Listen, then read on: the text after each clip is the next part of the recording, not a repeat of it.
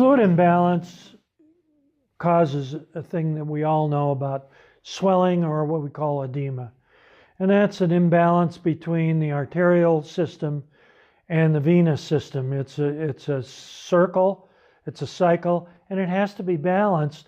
Otherwise, the fluid will collect abnormally in one area. And that's particularly in the lower extremities, around the feet, ankles, and around the calves, because that's where gravity pulls it down. So we have to work against gravity, the pressure of gravity, when we're talking about fluid dynamics.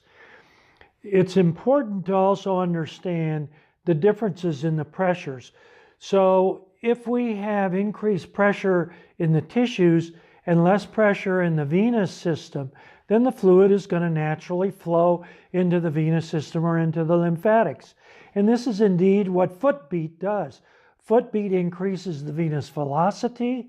When we increase the venous velocity, we reduce the venous pressure, and that end venous pressure then causes a positive gradient for removal of fluid, removal of edema, removal of swelling.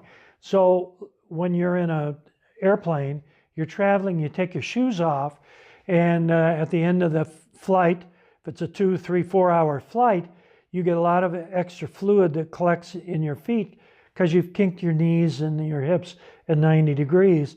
And so the fluid, you can't get your shoes back on. And it's very difficult, and sometimes you end up walking down the aisle to try and get the walking mechanism to remove the fluid so you can get your shoes back on. That's what Footbeat does. Footbeat increases that venous velocity to make a positive pressure gradient so that you can remove edema and swelling in your lower extremities.